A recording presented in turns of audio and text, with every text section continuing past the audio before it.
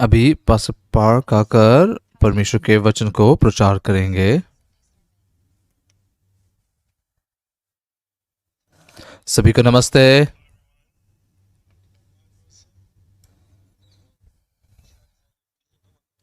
तो अभी बहुत समय बीत चुका है, यहाँ पर दोपहर के 12 बज के गए हैं।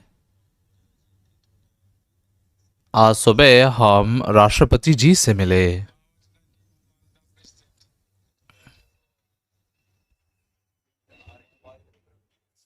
तो राष्ट्रपति जी ने हमारे आईवाईएफ के लिए,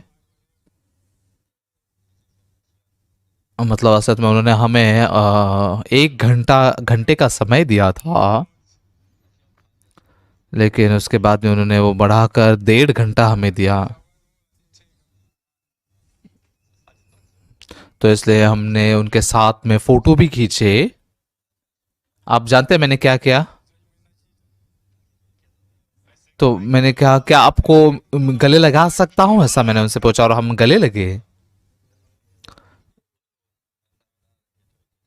तो राष्ट्रपति जी मलावी देश के, जो इतने मुश्किलों में ऐसा देश है, उस देश के राष्ट्रपति है, और परमेश्वर पर विश्वास करने के विश्वास के द्वारा वो उसे इस देश को अच्छे से चलाना चाहते हैं। तो हम भी राष्ट्रपति जी की मदद करना चाहते हैं, और सच में मलावी एक बहुत ही आनंदित ऐसा देश बन सके, इसके लिए हम भी कोशिश करेंगे। राष्ट्रपति जी बहुत ही खुश हुए और उन्होंने हमसे वादा किया कि वो भी हमें बहुत ज्यादा मौका देंगे साथ मिलकर काम करने का। मैं लगभग 30 के आसपास राष्ट्रपतियों से मिला हूं, लेकिन लेकिन लेकिन लेकिन बट बट मैं पहली बार एक ऐसे राष्ट्रपति से मिला जो पास्टर था।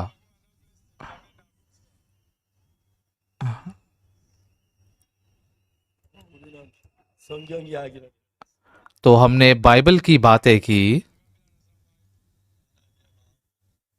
परमेश्वर के मन से। मैं आशा करता हूं कि वो परमेश्वर के मन से साथ मिलकर काम करें। आप बस इसकी अपेक्षा मत कीजिए कि एक ही दिन में आप बहुत ही अमीर बन जाओगे या बेहतर जीने लग जाओगे, बल्कि धीरे धीरे आप इंतजार कीजिए। परमेश्वर आशीष देगा।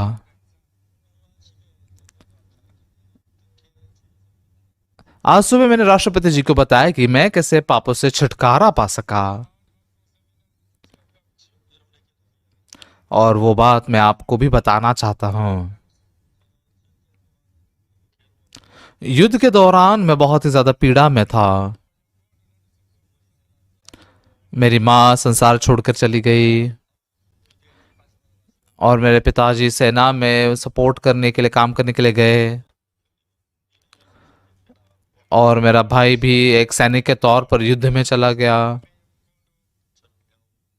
और मैं भूखा था, बहुत ही ज्यादा भूखा था। हम सच में बहुत ही भूखमरी से गुजरे। बहुत ज्यादा भूख के कारण मैं कई बार घास तोड़कर खाता था, कुछ भी खाता था। और फिर जब मैं 15 साल का हुआ और 16 साल का हुआ और 17 साल, 18 साल, 19 साल, और ऐसे उम्र का जब मैं था, मैं मेरे दोस्तों के साथ में बहुत ज्यादा चोरी करने लगा। जब गेहूं पक रहे होते थे, मैं दोस्तों के साथ में गेहूं के खेतों में जाता था, उसे तोड़ कर लेकर आता था, और फिर दूसरों के खेतों में जाकर मैं आलू चुराता था, और फिर जाकर वहां पर से सेब भी चुराता था। मैं हमेशा एक पापी था। परमेश्वर मेरे पापों की क्षमा कीजिए, ऐसे प्रार्थना करता था। मैंने सोचा कि मैं पक्का नरक में जाऊंगा।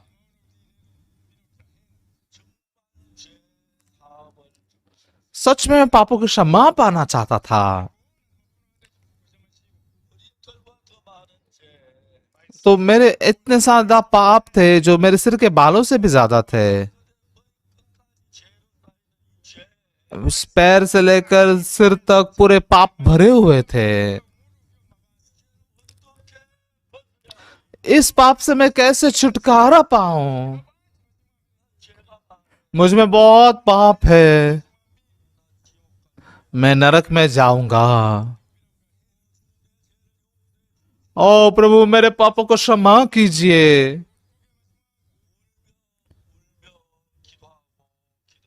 रोते रोते मैं प्रार्थना ही प्रार्थना करता रहा।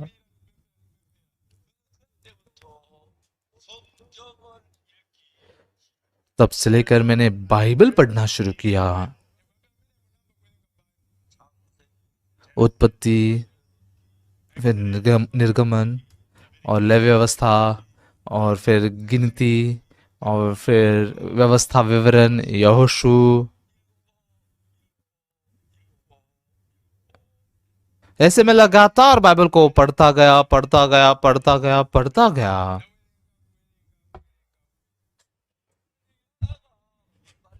लेकिन पढ़ते हुए मैंने क्या जाना,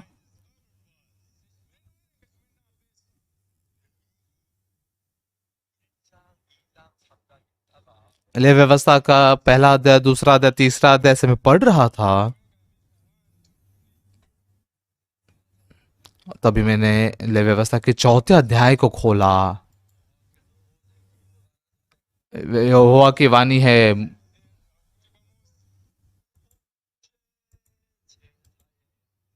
वहां पर पाप बलि के विषय में लिखा हुआ था।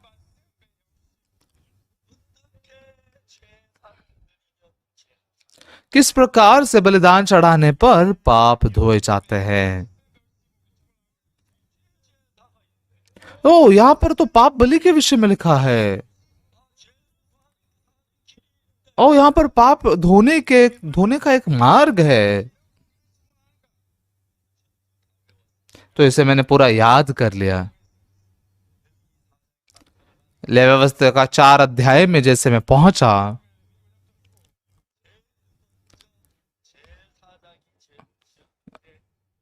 सबसे पहले लिखा है कि जब एक याजक पाप करता है तो वो कैसे पापों की क्षमा पा सकता है।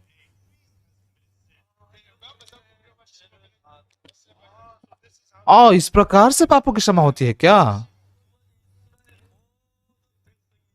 और फिर दूसरी बार जब सारे इज़राइल की मंडली पाप करती है तब उनके पाप कैसे क्षमा किए जा सकते हैं? उनके पापों की क्षमा कैसे होती है, बहुत ही विस्तार से लिखी गई है। तीसरी बार जब पुरनी लोग पाप करते हैं तब उनके पाप कैसे धोए जाते हैं, उसके भी एक तरीका है, उसका भी एक तरीका है। तो वो ज्यादा महत्वपूर्ण नहीं है। जब मैंने चौथे तरीके को पढ़ा, वहां पर क्या लिखा हुआ है पता है आपको? यदि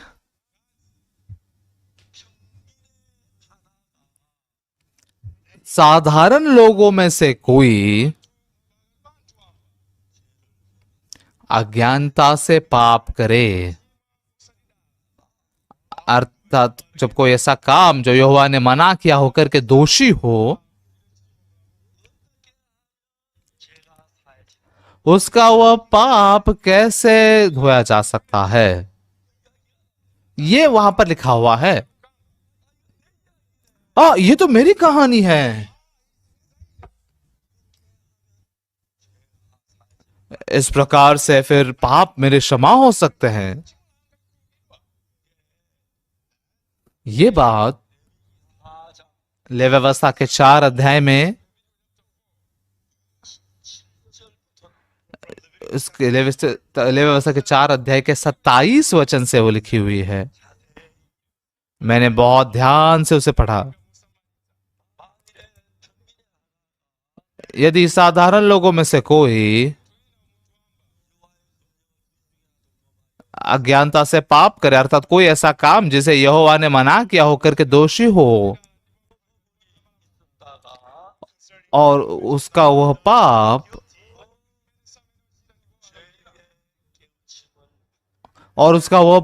उस पर प्रकट हो जाए,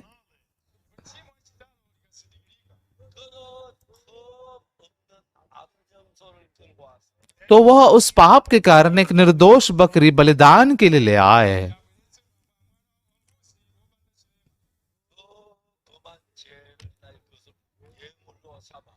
और उस बकरी को वो अपने बलिदान के लिए, पापों के बलिदान के लिए इस्तेमाल करे। और उसके बाद में अगर आप 29 वचन में देखते हैं, यहां पर क्या लिखा है ये, और वो अपना हाथ पाप बलि पशु के सिर पर रखे।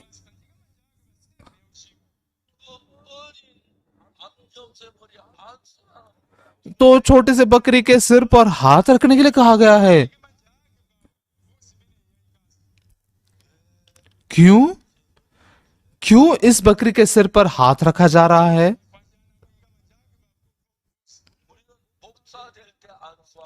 हमारे यहां पर जब पास्टर कोई बनता है तो उनके सिर पर हाथ रखकर उनको ऑर्डेन किया जाता है।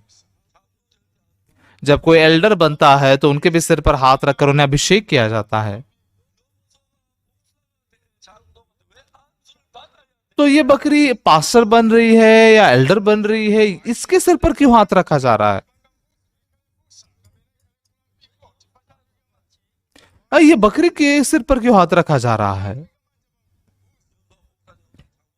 ये बकरी ना तो पास्टर बन रही है ना तो एल्डर बन रही है,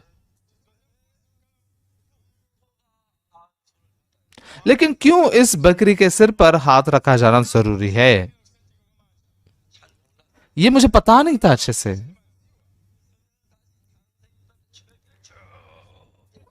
तो इसलिए बाइबल में लगातार मैंने उत्पत्ति से लेकर लगातार एक एक करके पढ़ने लगा। क्यों इस बकरी के सिर पर हाथ रखा जाना चाहिए?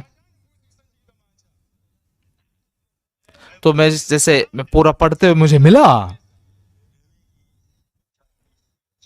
लेवी व्यवस्था के 16 अध्याय के 21 वचन में, वहां पर उसके वजह लिखी हुई है।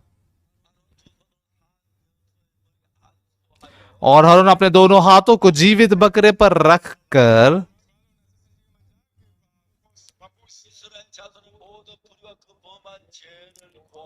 इजरायलियों के सब अधर्म के कामों और उनके सब अपराधों अर्थात उनके सारे पापों को अंगीकार करे,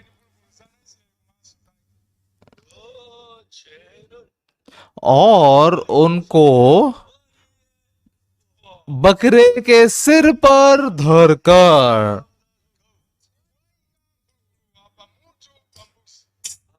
आमेन।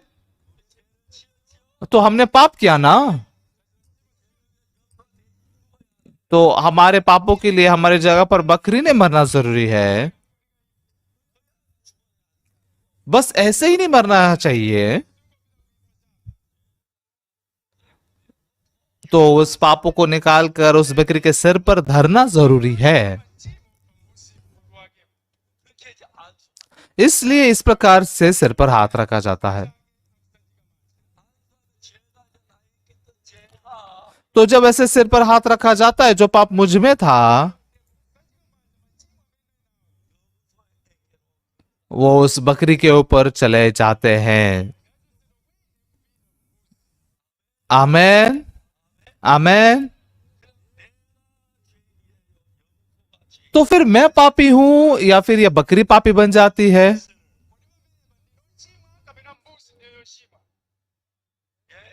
हाँ, गोट मतलब बकरी ना, बकरी पापी बन जाती है।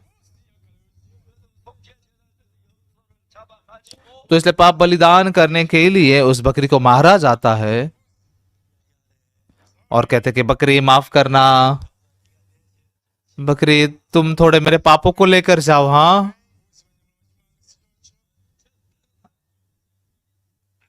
तो उस पाप को पूरा उठाकर उस बकरी के सिर पर डाल देना है।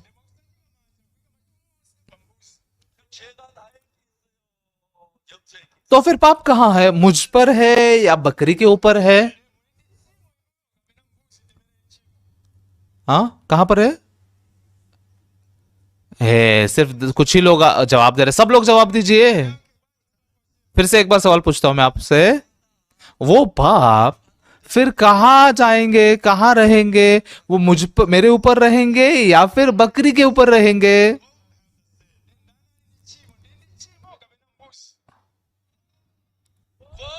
गोट के ऊपर रहेंगे। हाँ जी, उस बकरी के ऊपर वो पाप चले जाएंगे। तो वो बकरी मेरे पापों को उठाकर मेरी जगह पर, मेरी जगह पर जहां पर मैंने मरना चाहिए था, वो बकरी को मारा जाता है और वो मर जाती है, क्योंकि पाप की मजदूरी मृत्यु है। और वो बकरी ने जैसे हमारे पापों को उठाया और मारी गई, तो उसके द्वारा हमारे पाप धोए जाते हैं।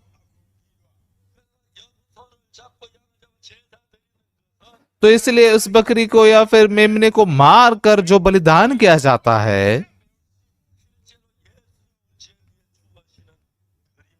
ये असलियत में यीशु मसीह कैसे हमारे लिए पापों, हमारे पापों के लिए मरता है, उसकी परछाई है।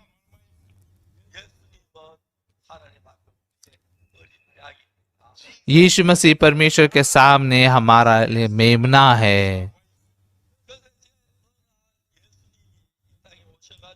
तो इसलिए एक दिन यीशु इस पृथ्वी पर आए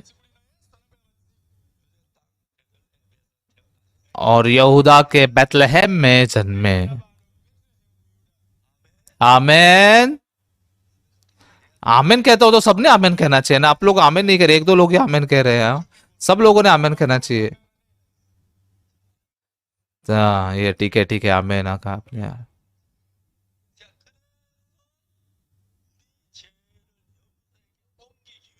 तो इसलिए हमारे पाप उस बकरी के ऊपर डालने के लिए उस बकरी के सिर पर हाथ रखा जाता है।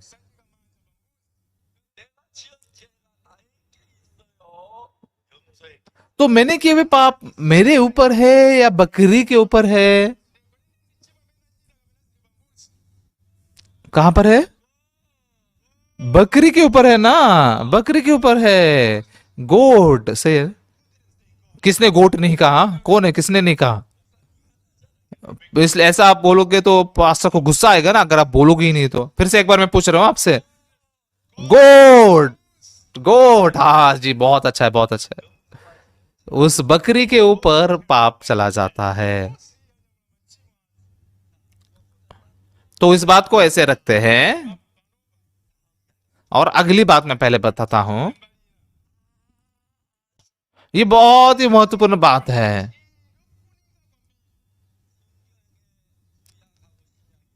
बाइबल में पुराना नियम और नया नियम है।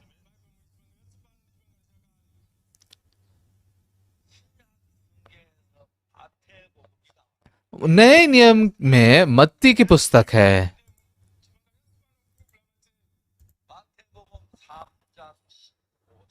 मत्ती के 3 अध्याय का 15 वचन।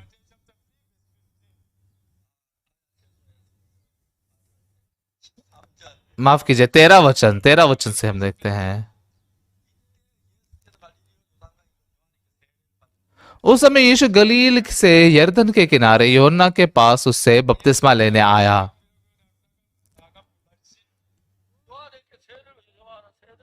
वो योना के पास आता है और कहता है, योना मुझे बपतिस्मा दो। वो कहता, नहीं नहीं नहीं, मैंने आपसे बपतिस्मा पाना चाहिए, आप कैसे बपतिस्मा लेने के लिए आते हैं? लेकिन यीशु से कहता है कि अब तो ऐसा होने दे, क्योंकि हमें इसी रीति से सब धार्मिकता को पूरा करना उचित है।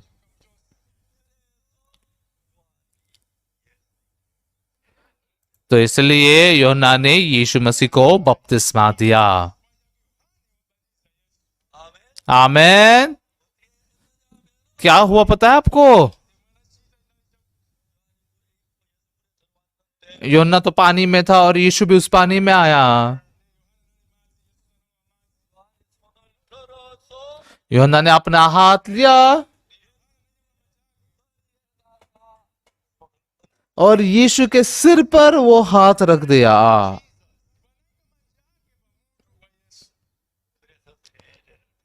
और इस प्रकार से उसे बपतिस्मा दिया। ये क्या है पता है आपको?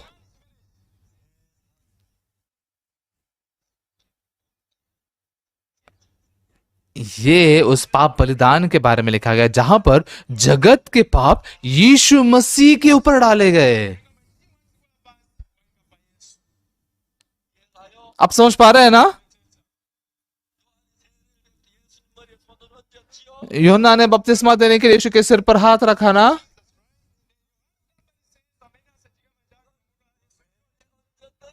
तो उसने क्यों यीशु के सिर पर हाथ रखा?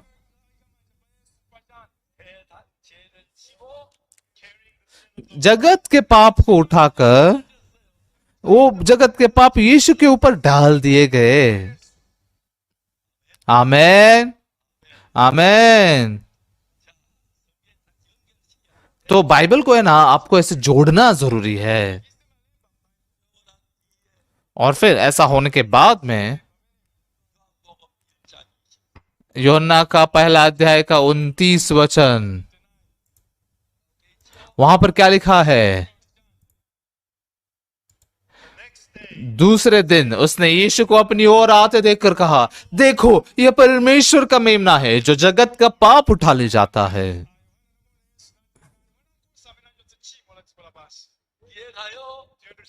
आप समझ पा रहे हैं ना? हमारे पाप कहां पर चले गए?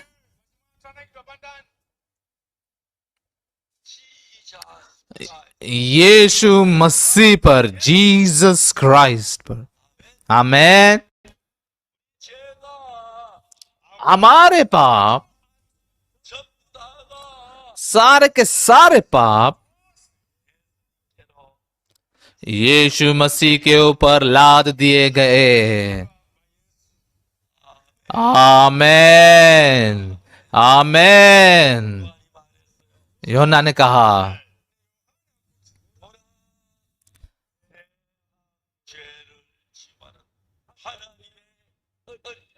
देखो यह परमेश्वर का मेमना है जो जगत का पाप उठा ले जाता है।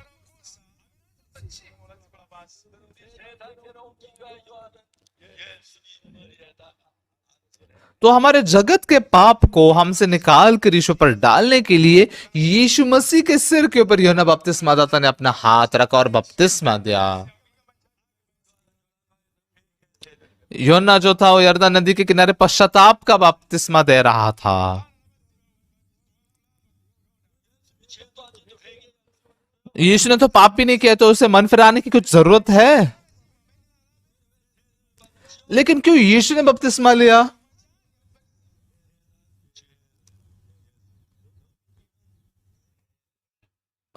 क्योंकि जगत के पाप को यीशु मसीह के ऊपर डालने का वो बपतिस्मा यीशु मसीह ने लिया।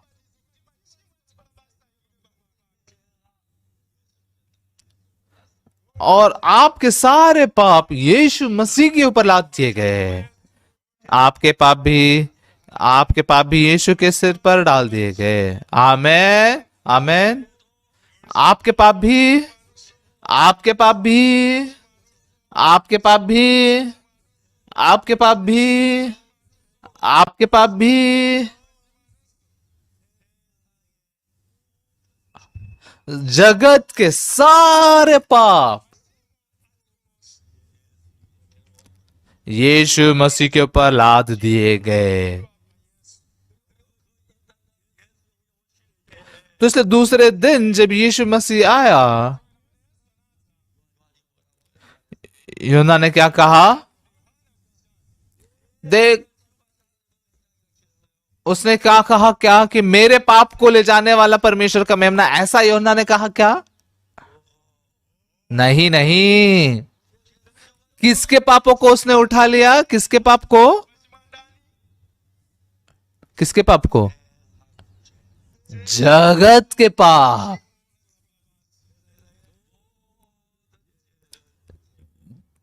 जगत के सारे पापों को यीशु ने उठा लिया।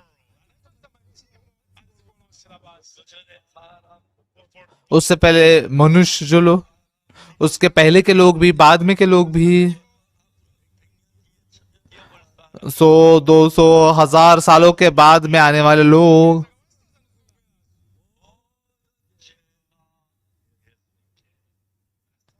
वहां पर सारे पाप, हमारे सारे पाप यीशु के ऊपर डाल दिए गए। स्वर्ग खुला और परमेश्वर की आवाज सुनाई दी, ये मेरा मेरा प्रिय पुत्र है, यह मेरा प्रिय पुत्र है जिससे मैं अत्यंत प्रसन्न हूं। यीशु मसीह ने परमेश्वर की इच्छा के अनुसार क्रूस पर मारे जाने के लिए उसने यीशु यूहन्ना के द्वारा बपतिस्मा लिया और सारे पाप यीशु मसीह के ऊपर लाद दिए गए। आपके पाप भी, आपके पाप भी, आपके पाप भी, जगत का पाप। तो इसलिए यूहन्ना बपतिस्मा ने क्या कहा? देखो, मलावी के लोगों के पाप को उठा चले जाने वाला परमेश्वर का मेमना। ऐसा कहा गया क्या? नहीं, जगत का पाप। मलावी और उसके बाद में कोट दीवार, जाम्बिया, कोरिया, अमेरिका, कनाडा, जगत के पापों को उठा लिया गया और यीशु मसीह क्रूस पर मारा गया। तभी हमारे सारे पापों का न्याय और दंड खत्म हो गया। आमेन, आमेन। इसलिए हमारे सारे पाप धोए गए और हमारे पाप अनंत काल के लिए क्रूस पर धो दिए गए। शैतान हमें धोखा देता है। तूने झूठ बोला ना, तूने चोरी की ना, तूने पाप किया ना, तू नरक में जाएगा। शैतान, हट जा। मैंने पाप किया लेकिन यीशु मसीह ने मेरा दंड पा लिया। क्रूस पर मेरे पाप धोए गए हैं।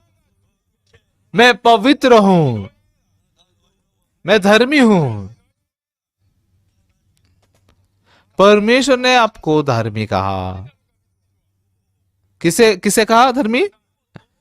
हमें, आपको। परमेश्वर ने आपको धर्मी कहा। आपको देखकर, आपको भी देखकर कहा। रोमियो का 3 अध्याय का 23 वचन। जल्दी जल्दी जल्दी जल्दी दिखाओ। रोमियो का 3 अध्याय का 23 वचन। ठीक है, अभी आ रहा है। इसलिए कि सब ने पाप किया है और परमेश्वर की महिमा से रहित है।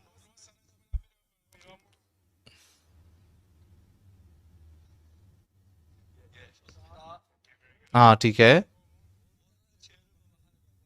इसलिए कि 23 वचन में लिखा है, इसलिए कि सब ने पाप किया है और परमेश्वर की महिमा से रहित है। सही है। अगर आप 23 वचन में देखते हो, हम पापी है, हमने पाप किया है इसीलिए। लेकिन 23 वचन में एक चीज नहीं है, एक चीज गायब है। 23 वचन में क्या गायब है? हमने तो पाप किया, लेकिन उद्धार करता ही नहीं है। हमने पाप किया, लेकिन उद्धार करता ही नहीं है। तो हम मतलब नहीं पहुंच पाते, उस महिमा तक नहीं पहुंच पाते। इसलिए 24 वचन में मसीह प्रकट होता है। आमेन।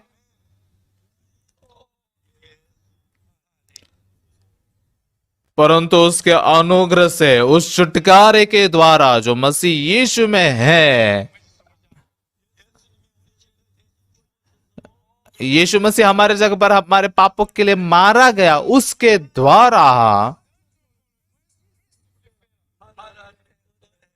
परमेश्वर के अनुग्रह से हम सेंत में धर्मी ठहराए जाते हैं। आमेन। यही सुसमाचार है। 23 वचन में हमने पाप किया, लेकिन 24 वचन में यीशु मसीह हमारे लिए मारा गया। इसलिए हमें परमेश्वर ने धर्मी कहा। क्यों? हमने पाप किया,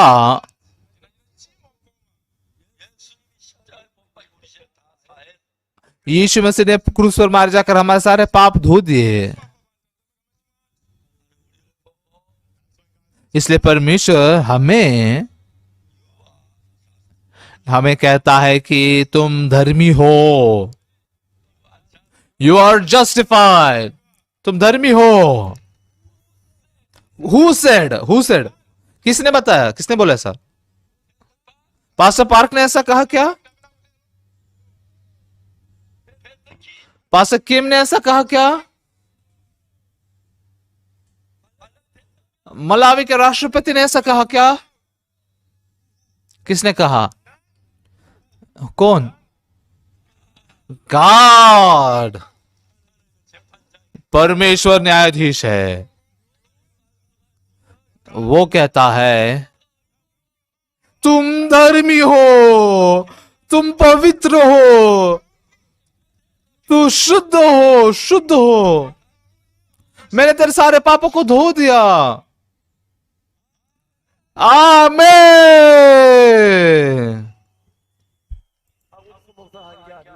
पास्टर ऑक्सो पार्क ने यह काम नहीं किया।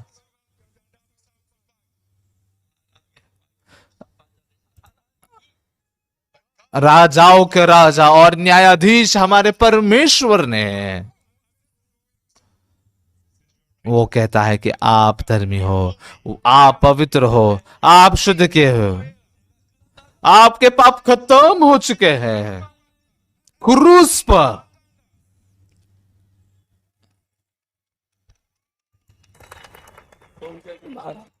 बाइबल कहती है क्योंकि मैंने पाप किया है, मुझे लगा कि मैं पापी हूं। परमेश्वर, आज सुबह मैंने पाप किया। परमेश्वर, मेरे पाप को अब क्षमा कीजिए।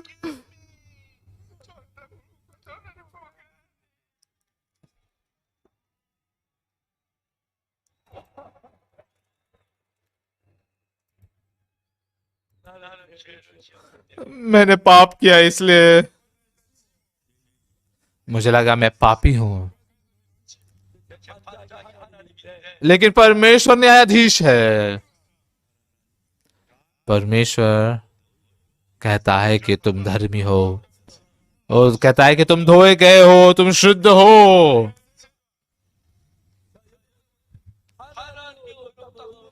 तो अगर परमेश्वर आपको धर्मी कहता है तो आप धर्मी हो ना? सही है ना?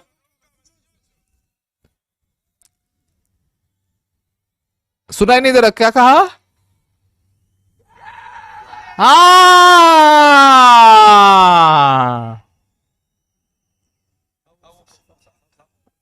पास्टर पार्क दुष्ट है। पास्टर पार्क ने ऐसा नहीं किया, बल्कि परमेश्वर ने ऐसा कहा है। उसने कहा कि आप धर्मी हो। मैं उस परमेश्वर पर विश्वास करता हूं, इसलिए मैं कहता हूं कि मेरे पाप धोए गए हैं। मेरे नजरों में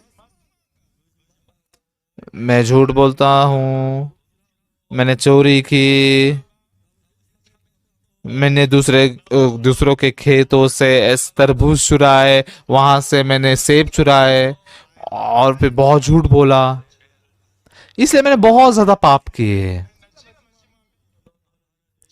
इसलिए हमेशा कहता परमेश्वर मैं पापी हूँ, मेरे पाप को क्षमा कीजिए, मुझे पाप नहीं करने की शक्ति दीजिए, मैं पापी हूँ परमेश्वर, मैं पापी हूँ, मुझे लगता है मैं नरक में जाऊंगा परमेश्वर। हमेशा ऐसा कहता था। लेकिन एक दिन जैसे मैं बाइबल पढ़ रहा था, बाइबल में क्या लिखा है? पाकोक्सु, तुम धर्मी ठहराए गए हो। क्या? You are justified. सच में परमेश्वर, परमेश्वर झूठ नहीं बोलता। Oh yeah, yeah, I'm justified, मैं धर्मी ठहराया गया हूं।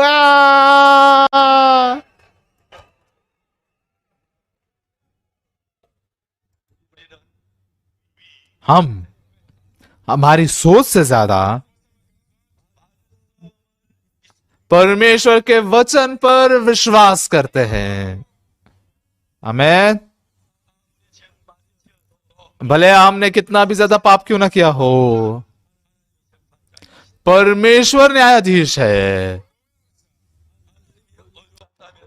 अगर परमेश्वर हमें धर्मी कहता है तो हम धर्मी हैं। 1962 साल अक्टूबर के 7 तारीख को,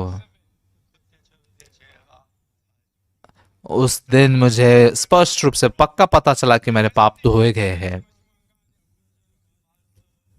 उस दिन मैंने उस वचन पर विश्वास किया। तब से लेकर परमेश्वर मेरे अंदर काम करने लगा। क्यों? क्योंकि परमेश्वर और मैं एक मन बन गए। परमेश्वर कहता तू धर्मी है,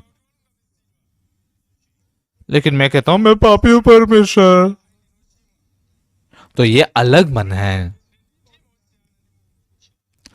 तो परमेश्वर कहेगा ठीक है, नरक में जाओ फिर। तो यहां पर शोर मत मचा। हाँ, तू अकेला ही नरक में जा। मेरे नजरों में मैं भले पापी दिखता हूं, लेकिन परमेश्वर ने कहा कि हम धर्मी हैं। तो इसलिए मेरी सोच से भी ज्यादा मैंने परमेश्वर के वचन पर विश्वास किया। जब मैं देखता हूं पापी था मैं, लेकिन परमेश्वर कहता है मैं धर्मी हूं। जब आपका न्याय होता है, कोर्ट में जब आप जाते हैं, तो आपके कोर्ट का द्वारपाल महत्वपूर्ण है क्या? क्या वो द्वारपाल महत्वपूर्ण है या फिर न्यायाधीश महत्वपूर्ण है? कौन महत्वपूर्ण है? हाँ, हाँ, परमेश्वर जज है ना, जज न्यायाधीश है। वो परमेश्वर कहता है ओक्सू पार्क, you are justified, you are washed. Amen. मैं किसी दूसरी बात पर बिल्कुल विश्वास नहीं करता। बाइबल में लिखी हुई इस बात पर ही सिर्फ विश्वास करता हूं, परमेश्वर के वचन पर ही मैं विश्वास करता हूं। तो इसलिए मैं चर्च में गया, मैंने कहा मैं धर्मी हूं। ओके, ये ओक्सू पार्क, ये तो गंदा काम करने वाला इंसान है, ये तो झूठ बहुत बोलता है, इस तुमने चोरी भी की थी। तू तू कैसे धर्मी हो सकता है यार, तुम झूठे हो, ऐसा कहने लगे लोग। लेकिन हाँ, मैंने चोरी की, मैंने झूठ बोला, लेकिन परमेश्वर ने कहा कि मैं धर्मी हूं। वो बाइबल में ऐसा कहाँ लिखता है कि मैं पापी हूं? हम सब पापी है। वो पूछने कहा ऐसा लिखा है, तो मैंने कहा है बाइबल में ऐसा लिखा हुआ है नहीं है, नहीं है ऐसा कुछ नहीं है, धर्मी वगैरह नहीं है, नहीं है ऐसा, नहीं है। दिखाऊं क्या मैं आपको? तो मैंने बाइबल खोला,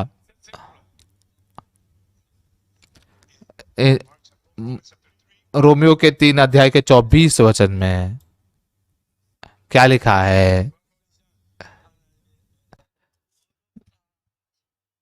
परंतु उसके अनुग्रह से छुटकारे के द्वारा जो मसीह यीशु में है, सेंत मेंत धर्मी ठहराए जाते हैं। Amen. You are justified. Me too, मैं भी, हम सब धर्मी है।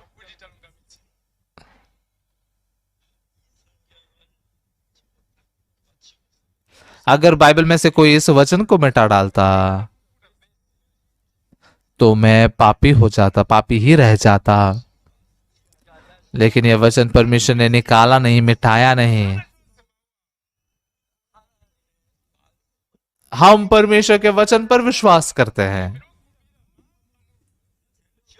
मैंने पाप किया, मैंने चोरी की, मैंने झूठ बोला और बहुत झगड़ा किया, मैं दुष्ट था, लेकिन परमेश्वर ने मुझे धर्मी कहा। मैं धर्मी हूं।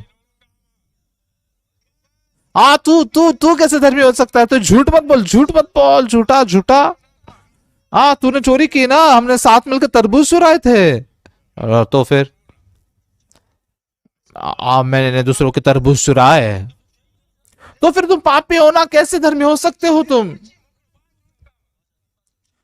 सही है, तुम्हारे कहने के अनुसार मैं धर्मी हूं, ये बात सही है, मैं पापी हूं, ये बात सही है, लेकिन परमेश्वर ने कहा मैं धर्मी हूं। ऐसा कहां होता है? मैंने कहा हाँ ऐसा है, ऐसा ही है, लिखा है, ऐसा हुआ। नहीं है नहीं है। मैं दिखाऊं क्या? ठीक है, दिखाओ।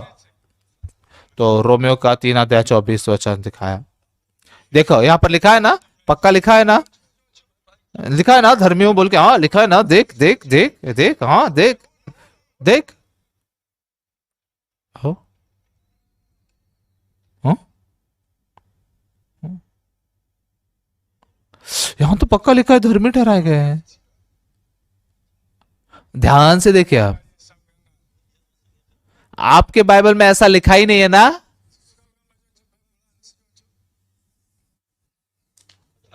ढूंढ के देखिए, बाइबल खोल के देखिए, आपके बाइबल में भी ऐसा लिखा है क्या? जिनके बाइबल में ऐसा लिखा हुआ नहीं, आप मेरे पास आइए, मैं $100 दूंगा आपको, आ जाओ, बाइबल लेकर आइए मेरे पास में, मैं आपको $1000 दे दूंगा, मैं आपको $10,000 दूंगा। आओ आओ आओ।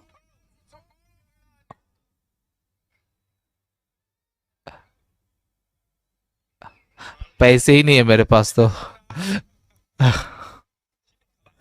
नहीं नहीं, घर में बैग में है, बैग में है।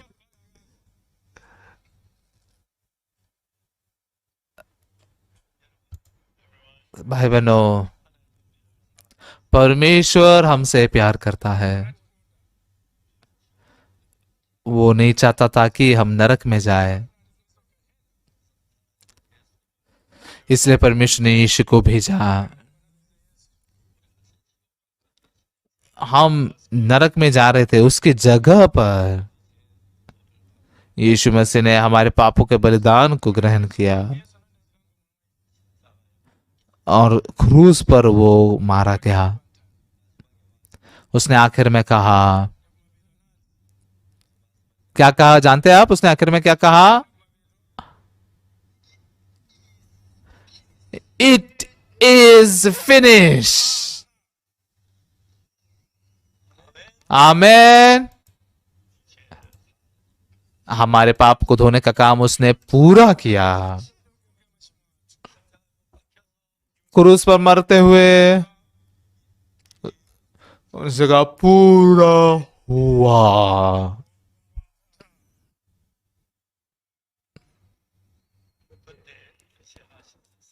तब हमारे पाप धोए गए।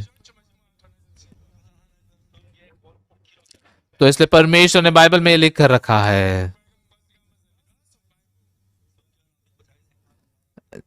जो लोग बाइबल पर विश्वास नहीं करते और खुद की सोच पर विश्वास करते हो बहुत दुष्ट लोग हैं। हम इस बाइबल के वचन पर विश्वास करते हैं। हमारे पापों को क्षमा करने के लिए वो इस पृथ्वी पर आया और वो क्रूस पर मारा गया और उसने कहा इट इज फिनिश्ड, पूरा हुआ। और पूरा हुआ, हमारे पाप का न्याय पूरा हुआ, हमारे शराब पूरे खत्म हो गए, पाप खत्म हो गया। हमने बहुत ज्यादा पाप किए, यीशु मसीह के द्वारा शुद्ध रीति से हम धोए गए हैं और पवित्र ठहराए गए हैं। मैं पूरी दुनिया भर में जाते हुए इस अद्भुत और धन्यवादित सुसमाचार को प्रचार करता हूं।